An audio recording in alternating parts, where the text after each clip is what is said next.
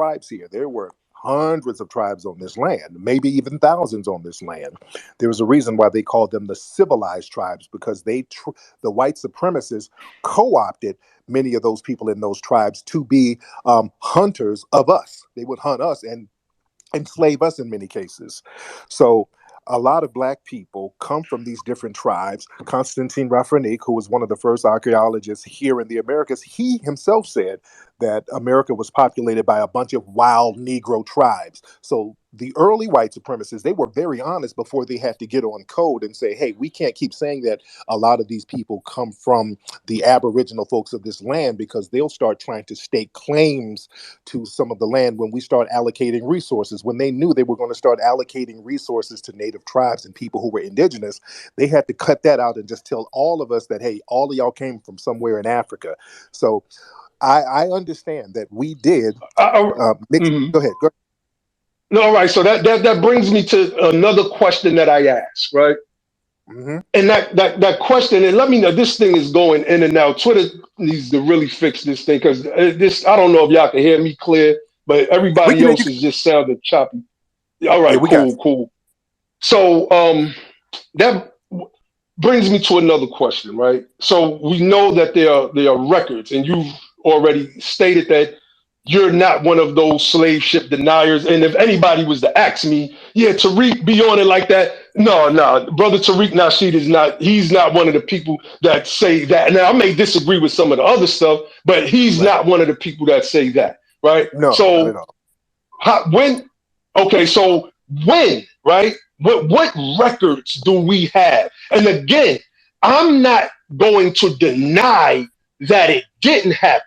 That's one, because I've, as a Moorish scholar, I've already documented the early Moorish presence in America and a bunch of stuff. I went at it with Renoko Rashidi when he tried to come at my neck one time. So Right. I've documented it. So when did the natives get enslaved, right? And let me qualify the question, and I don't want to be long with it, but I want to qualify the question in roots. Whether we take this story as truth or not, and there's some issue about it being true. That's not the point. The point that I want to pull out of that is this: that Kunta, according to this story, right, had a history, and he knew who his mother and father was, and their mother, as far back as it can go. And when he had his child, I believe her name was Kizzy, he relayed to her, you are Kizzy, daughter of, Kunta, yada, yada, yada. There was a trace, a lineage trace that he relayed orally. Again, I'm not saying, because, some people will be like, yo, Roots wasn't even real, brother. That's not the point that I'm making. The point that I'm making is there are oral traditions passed down. And if we don't have any documentation that says, okay, well, not only the Europeans say, not only did we bring Africans over here, we also enslaved natives that were on this land, native black. We all put them into one slave labor camp, aka plantation. And, now we can say, okay, we have documentation of that. We don't even have brothers or sisters that's making this claim stepping up to say this is in fact oral history. My great grandfather, great grandfather encountered Europeans first in 1639. He was a part of this tribe or that tribe. They had this custom or that custom or that custom. Like, this becomes the hang up. So how would you then answer that question? But the thing is, with oral traditions, again, since things weren't documented like that, and a lot of things weren't documented because foundational Black Americans were not allowed to read and write at one point. Also, oral traditions, they get lost over generations. But there were some documents showing that there were Black people here who did have indigenous roots. As we talk about people like Crispus Attucks, the man who took a bullet for the United States in the Revolutionary War and in the beginning of the war. Crispus Attucks, he was part indigenous. His mother was indigenous, but he was classified as a Black man.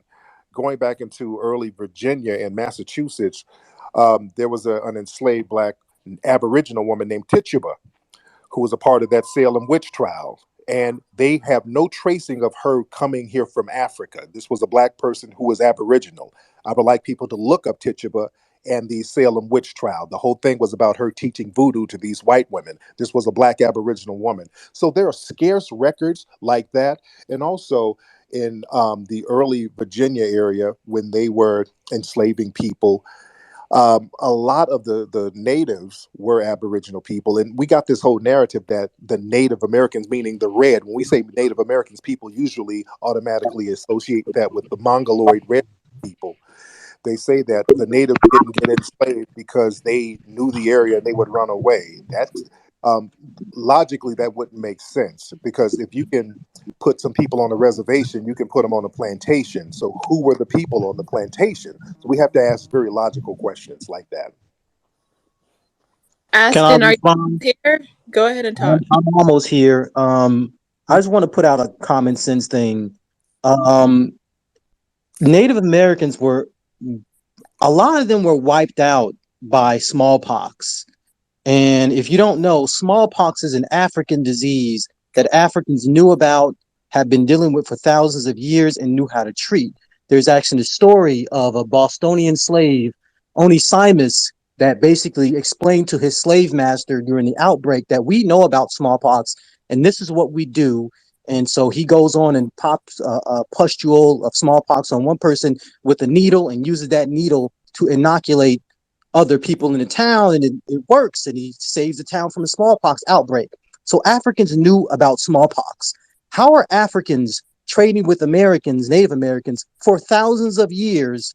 Africans who know about smallpox and are living amongst Native Americans, and then Europeans come over to the America and bring smallpox, which just wipes out natives. And that's something they should already know about, because they've been dealing with Africans for thousands of years. Common sense, it makes no sense. And when you talk about what did they trade, that's not semantics. That is actual proof. You can dig up seeds, you can carbon date seeds, you can know this plant originates over here and it was brought to place B by people B. Okay, well And let that's me how let me let ask me you. Okay, finish. let me ask you, if Let smallpox me wiped finish. out, why Let are me they, finish. why are Let they natives today, hold on, sir? Tariq. Let him Let me finish. Go finish. ahead, Aston. So tomatoes, potatoes, corn, certain peppers, those things are indigenous to the Americas. They don't show up around the world until colonization of Europeans. I don't know what Italians were doing before 500 years ago, but it wasn't pasta because they didn't have tomatoes. Irish, they didn't have a potato famine. No.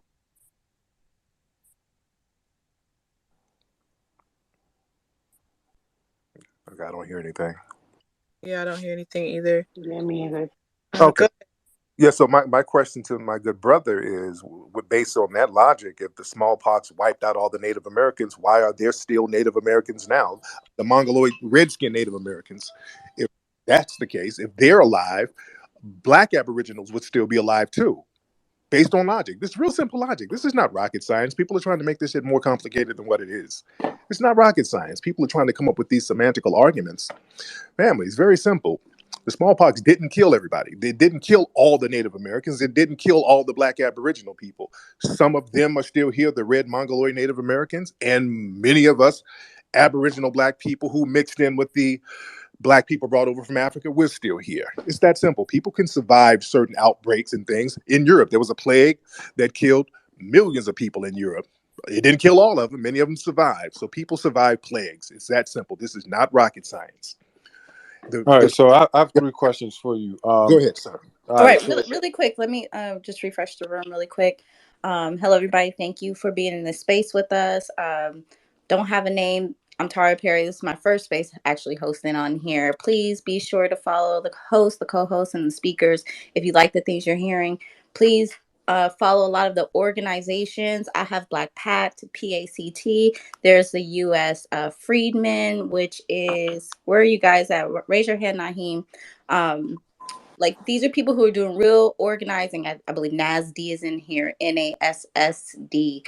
Um, this is a space of Black organizing beyond just having these conversations. Like, we really want to flush through things and actually come to some kind of consensus so Black Americans can move forward in our work and be productive and less destructive. All right. So Thank you again. Sorry, go ahead and finish speaking. All right. Another website, Freedmen101.com.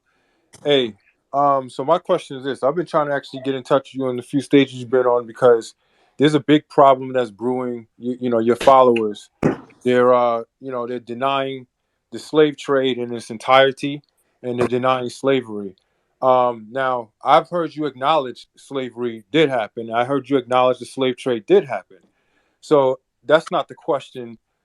I would like for you to, and when you do speak to these people, that you do clarify to them what you're saying in its full context, and not making it seem like 100% of Black Americans are Indians, because a lot of the people that follow you have not done their genealogy. Like, real talk. You probably did your family tree. Sounds like you probably have. But if you, as you know, by the seventh generation, you have over 128 great grandparents. So for anybody to allude or think that 100% of their great grandparents came from Indians and not any other admixture or any other ethnicity or group of people or tribe, or another continent for that matter, a lot of us Black Americans have over seven different seven to. I'm sorry, I don't know. Richie, your mic is hot. So the question that I have for you, Tariq, is, number one, what is your stance on political involvement? Number two, what's your stance on the Freedmen classification? And number three is, do you believe that majority of Black Americans are tied directly to Indians, or majority of Black Americans have ties to the slaves that I was didn't catch that taken? last part, sir. I was asking you, do you think that the majority of Black Is the Americans? brother still here? Yeah, he's talking. You Here? can. Yeah, we can I hear didn't him. catch my brother's last question. But the Okay, I first have one was what I think about politics. Do I think political involvement of the Black majority of Americans. Black people have...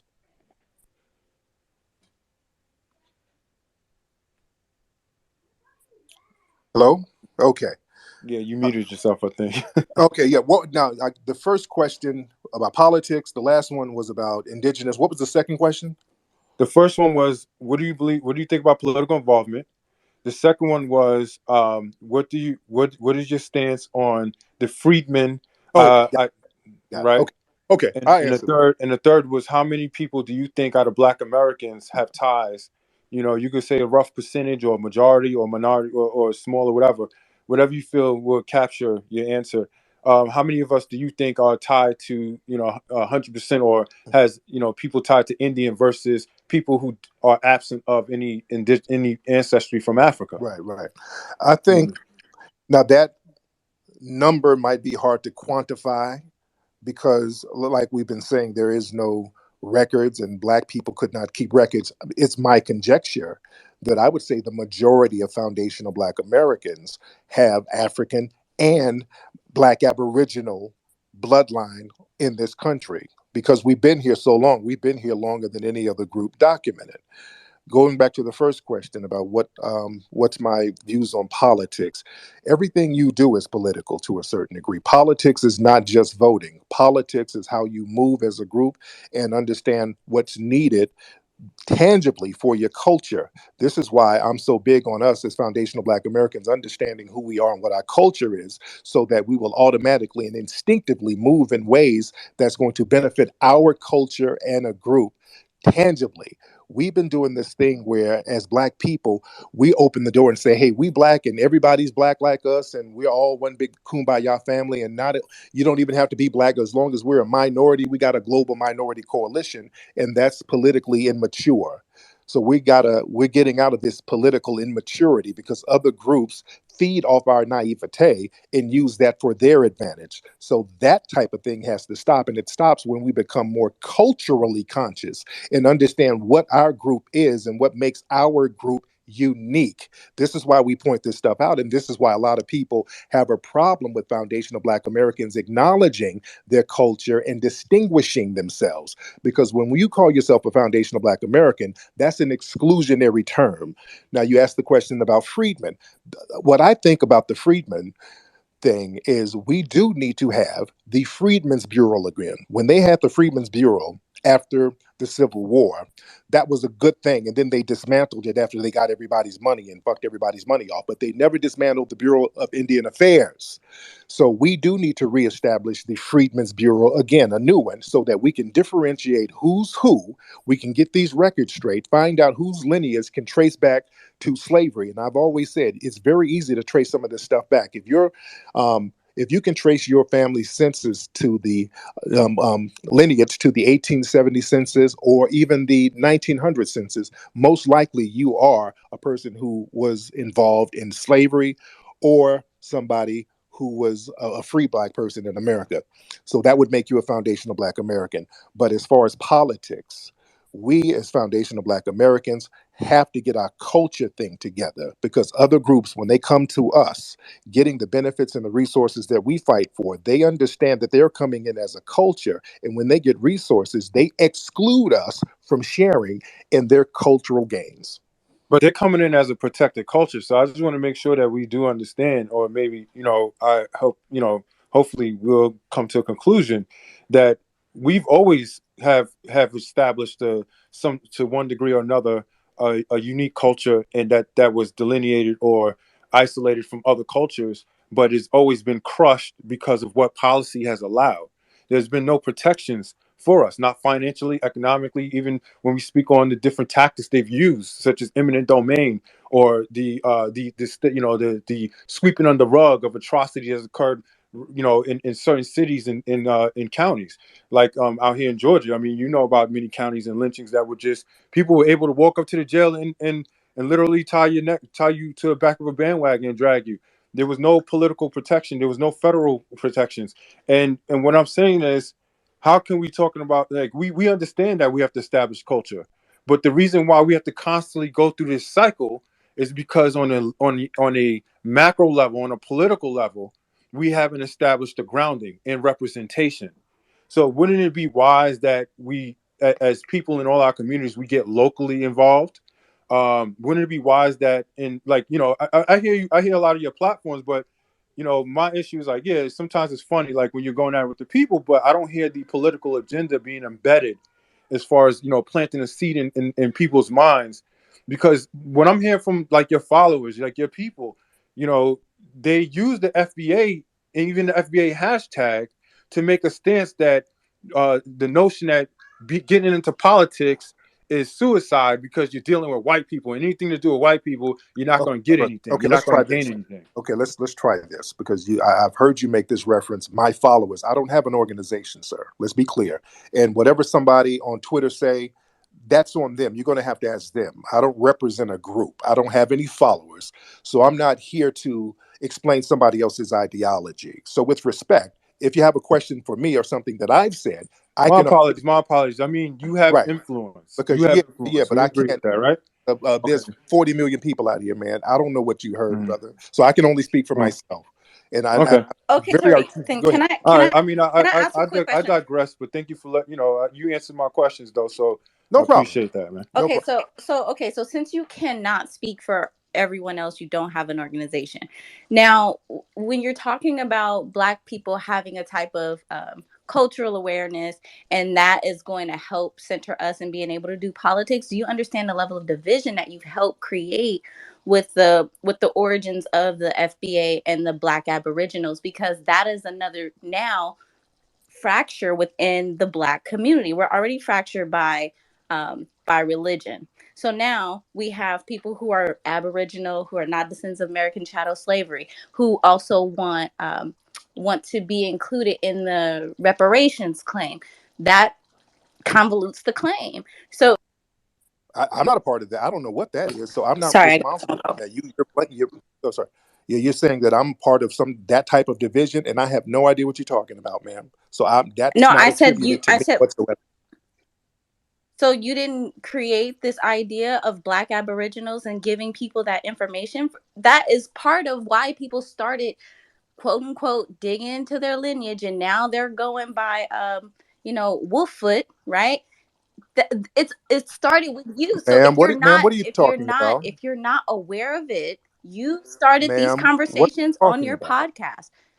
You started these conversations on your It is podcast valid. about Ma'am, Black people being I ma'am, mean, foundational to ma'am, to ma'am, America. Did you not? ma'am, Is that ma'am, incorrect? if you're gonna, ma'am, ma'am, Let me ma'am, hold hold on. on, ma'am. Okay, let me address, ma'am. Now you're being passive aggressive, ma'am. I'm trying to answer, and you cut me off. So now you're I didn't making a cut you off. statement. I asked you. Okay, ma'am, ma'am, you're making up a narrative, and you're arguing with your own straw man argument, ma'am. So if you're doing that, you're not arguing in good faith. If this is a room where we're going to talk in good faith, I'll talk in good faith. Now you're making up straw man arguments, ma'am, and now it's sounding very passive aggressive. You've already made two false Are claims. you? You said that I'm causing division, ma'am. With some of these other groups, we're not rocking together. We've been the ones extending the olive branch. There are groups over here who come here, look at us as Akatas and Jairs and all of these derogatory names, and they go out of their way to not rock with us. They go out of their way to tell their children, when we go over there, stay away from those Akatas. Ma'am, this is not me. My family never told me no nonsense like that. I don't tell my children that. And most foundational Black Americans don't tell their people to stay away from African and Caribbean brothers and sisters. Ma'am, don't ever say no stuff that I'm causing division. Ma'am, I've created the best-selling history series on earth, Hidden Colors, about global Black history. I've been over to Africa donating and giving money and extending olive branches all over the continent. Trick Nasheed, I'm talking about within the Ma'am, Black you're saying I'm American being community. I'm I'm not divisive? talking. I'm talk. I'm offended by you saying that, ma'am. I asked if you are aware that this conversation that you sparked with foundational Black Americans and Black Americans being foundational here, and we're descendants of Aboriginals, that created another group of Black people who are separating themselves from American descendants of chattel slavery. Ma'am, are That you is what I'm aware? asking, if Are you're aware of it. Ma'am, are you aware that other immigrant groups don't often view themselves as us? They view us as But we're another not We're tribe. talking not talking about immigrants. about I'm immigrants. We talking don't fuck about with Black them. Americans who experienced American chattel slavery, is what I'm Ma'am, talking if you about. are a foundational Black American who can trace your lineage to slavery, you are a foundational Black American. There is no division among foundational Black Americans. What are you talking about, ma'am? Well, yes, there is, because there's people who say the slave trade never existed, slavery I, doesn't, like I slavery don't know who didn't they are. exist. They're saying that we're Yo, that's that's aboriginal. that's that's them top cat people, I man. don't know who y'all talking about people. I don't even know who you talking about. I don't know what you're talking about. That has nothing. Tariq, you just led a whole stage with the guy Mel. You just led a whole stage with like your one of your trending topics. You just led a stage. He literally the day before and prior said that the slave trade did not happen and was asking people where are the ships. And Okay, I he's don't one of your agree with that. I didn't hear yeah, him say he's that, one of and your if he gung said it, ho cronies. And I'm that's just not a telling you No, gung ho that this is the crony. influence you have. Okay, sir. nah, If he that's said not that, I don't agree with that. I that's don't not agree where with that that. comes. That's not where that Okay, comes okay, from. Logic, can you clarify? Yeah. So a lot of the people in the metaverse, you see them in the same spaces, so they look like they all together. But me and well, for the people who don't know, the United Sons and Daughters of Freedmen and Be the Power Incorporated, we know who all the prime factors in all of this confusion are. And if you're anyone of y'all who follow our program and platform, we've addressed all of it for the past year and a half, 2 years. Right. And so now some of these groups, they listen to both platforms. And so they convolute the different messages together when you bump into them in the metaverse. Right. But it's a big convolution. But I did, before I go, I did hear something earlier that I wanted to speak to. Two different things, actually. Right. And the one thing I do want to say, right, when you talk about the American freedman and its political status, a lot of people say, we never been protected. We never had no economic protection. We never had no physical protection. But see, the politics and power is a balance in that. And so it's always teetering and hanging in the balance. And so we have the greatest protection history and the greatest violation history. And so we were physically protected greater than any other group when the military presence was in the South. But with the passing of Posse Comitatus, that protection was pulled out of the South. The 14th Amendment is the biggest protection legislation ever written in American history. But the enforcement of it is the issue, and the misunderstanding of state power opposed to federal power, and how that balance and that particular theater of political warfare has gone back and forth throughout American history. Most people don't really understand that, right? And so there's a lot of people that talk about things without really understanding the subject matter, and so they just say stuff. Right. And so we got to really understand when you talk about Reconstruction, you talk about slavery. We know that slavery is a political status. It's a status in America where you're cut off and you're in private bondage. And then freedmen is a political status that lets anyone know that you once previously had the status of slave, but now you do not have that status as slave no more. You are a freedman from private bondage. Now, the problem was after they pulled the troops out and overthrew Reconstruction, because Reconstruction didn't fail, it was overthrown in one of the greatest events in political history in America. And so when it was overthrown, they pulled the troops out. It was a series of policy. They pulled the military troops out. You understand? Murdered people, killed lots and lots of people, murder, right? And so they established a situation where instead of getting the freedmen being having a system to transfer us into full citizenship, we went from private bondage to public subjugation under state law and state and local policy, right? And so, but what I do want to that's a whole, we could talk for hours about that. And but what I do want to ask a question, for what I heard Brother Nasheed say earlier, when in regards to the Indian situations and whatnot, right? He said that, and you can if I'm a summarizing, and you said it a little while ago, and any time you feel I misrepresent what you said, please correct me. And so you said that the Europeans, the American government rather, right, when they became time for them where they said that they decided they were going to allocate resources and funds and make up an agreement with the Indians. They made a concentrated effort to separate that knowledge from the so-called Black Indians so that they wouldn't have claim on the land. And so if that is the case, I'm confused on that, because most of the greatest resource distribution and business that was done with them was done with the 5 civilized tribes. And so in those, all 5 civilized tribes have treaties to where they enforce the 13th Amendment and made the part of the treaty agreements that the red Indians, for lack of for a shared understanding, had to give the Black Indians, who were now freedmen now through this treaty, made them freedmen through the various nations, and said that they had to give them full tribal membership and end their system of slavery in order to get treaties with the American government, because they fought with the Confederacy. And so if they would still hold that claim, right? Because they got full membership. So I don't understand. I'm puzzled on the part where there was, I don't know if it happened in a meeting or if it was like some sessions in Congress where they said, we're not going to let the Negroes know that they were Indians so that they don't have claim on the land, but we're going to make sure that the 5 civilized tribes and their freedmen understand that they have this connection, and then we're going to enforce full citizenship on these tribes. And so I just really would like for you to flesh out that little statement that you said there. Right. And with the 5 civilized tribes, the Treaty of 1866, it says that the Black freedmen are supposed to get the exact allocated resources as the other red men. Do you know? You know that has not been enforced. That's a big problem now. Dr. Claude Anderson is still trying to take those claims to court. They just don't enforce it, even though it's on paper, it's on record.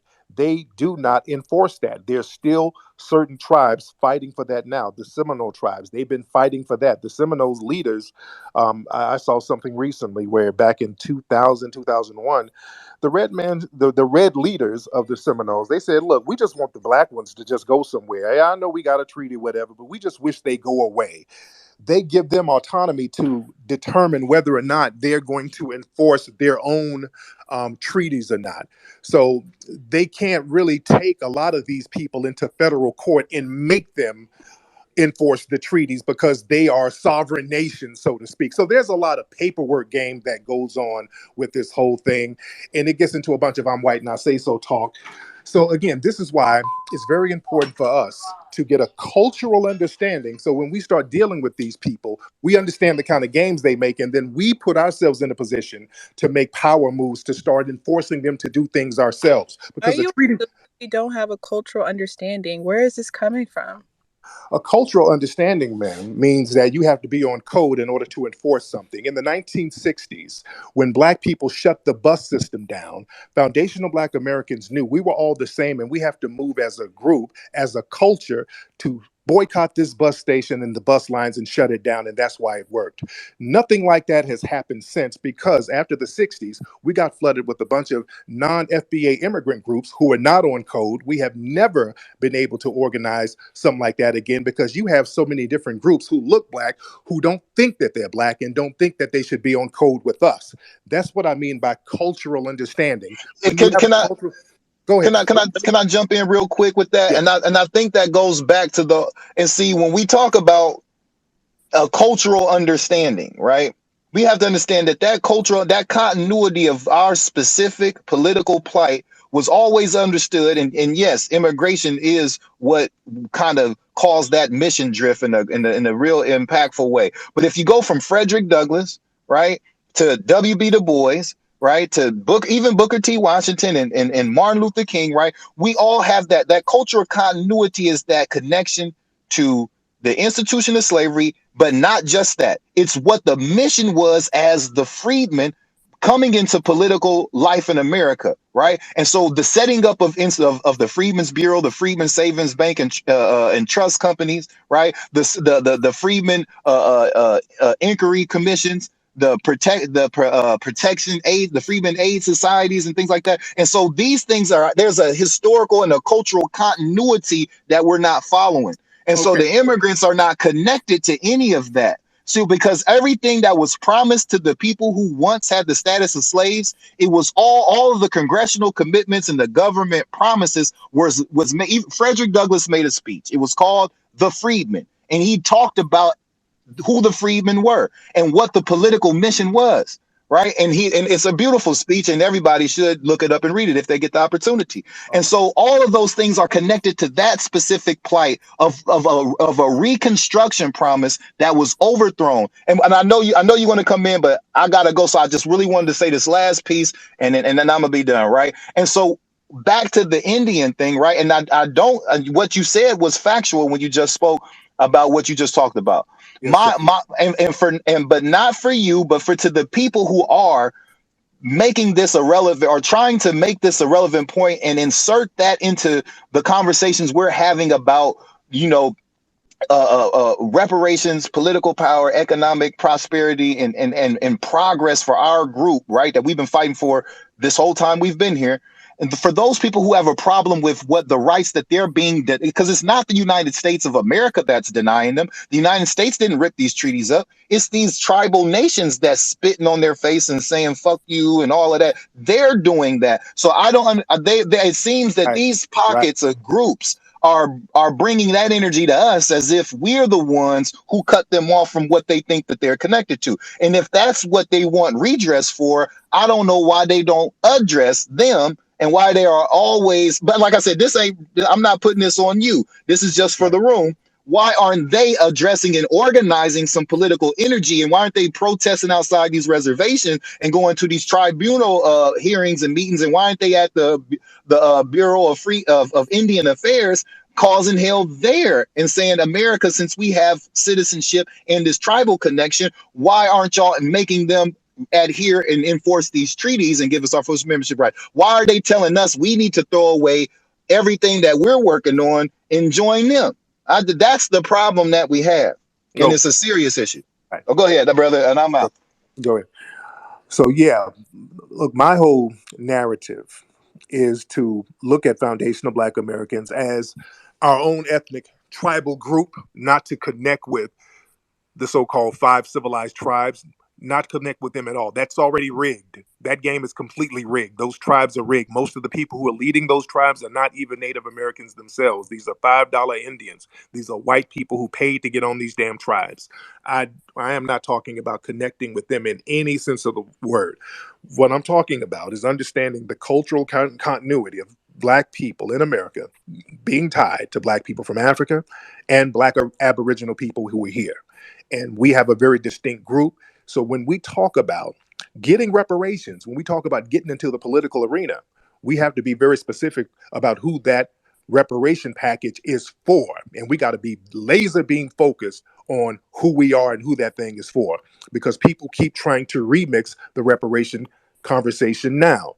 Also, we have to be very cognizant about not letting immigrant groups come in and latch off of it. And what they'll do, they'll try to get Black immigrants to come in and latch off the immigration conversation so that it can be diluted and remixed later. Let's be very clear. People like Frederick Douglass, these people were not gung ho about the immigration thing. People like Booker T. Washington, they were not gung ho about immigration. In fact, in 1895, Booker T. Washington spoke out vehemently about immigration with all these European immigrants coming over because he knew the impact it would have on foundational Black Americans. W.E.B. Du Bois spoke out against immigration. He even knew this immigration thing where we're supposed to be all of this big minority people of color. Minority coalition stuff really started in the 60s. And unfortunately, we're going to be honest, it started with our good brother, Dr. King. He was the one who really ushered in that narrative. That's why they keep promoting him and pushing Dr. Please King. don't denigrate. No, Martin Luther King was great in life and in death. Like Ma'am, please don't cut me off, because I'm not about to denigrate Dr. King. And ma'am, please don't cut me off. I am not about to denigrate Dr. King. I was about to finish my sentence before you cut me off. And what I was going to say is he realized some of the mistakes he made early on. Later on, that whole minority coalition and integrating with society, he said later, I'm integrating my people in a burning house. And then he said later, we need reparations for this group right here. So he got it. And that's when they had to get him out of here. So, ma'am, don't think I was going to go somewhere to denigrate our brother. Our brother was on point. He was very idealistic at first, and the white supremacists like to promote his idealistic side without promoting the realistic side of Dr. King. And what I'm doing, I'm carrying on the message of the realistic side of Dr. King today. Indeed, brother Tariq, if I can, to the host, I just would like to ask you a question real quick, if you don't mind, brother. Hold on, let me Yes, get in here, real quick. Babel. All right. And first of all, honest for coming up here, man. You know, I see some people that wouldn't be on this stage if you wasn't up here. They've been invited to come have these questions asked to them about their stances. So I want to give honest to you for coming up here first and foremost, man. Yes, indeed. Always down. No doubt, brother. So we have it seems, right, now that you're on the stage and I'm not listening to a bunch of these, what I call Twitter clout chasers and hustlers, it seems that we have a shared understanding about how we need to move forward. And we understand that we have to move forward politically. How can we then work in unison to make that happen, right? How can the people that... My brother broke up. Oh. Yeah. Okay. I thought it was me. Okay. Wait, let BT go, and then you can respond to BT. You've been waiting for a minute. Thank you. Am I in the Matrix? No, you're good. All right. So, first of all, Tariq, shout out to you. I don't care what nobody say. 2011, when I saw Hidden Colors, I have never been the same person. Oh, he gone. But, damn, I was finna go in. It might just be the space itself. It might just be the connection. I know it always happens at the right time. Thank God it happened to me. He popping. But given that niggas just want attention, bro. That shit's sad. Niggas just want attention. Given that Tariq made it clear that the slave trade existed, right? That the transatlantic slave trade was a real thing and historical fact. What do y'all have to say for yourselves, Mel, Sonny, and Booby, who have taken the opportunity upon thousands of people to spread misinformation as it relates to our ancestors?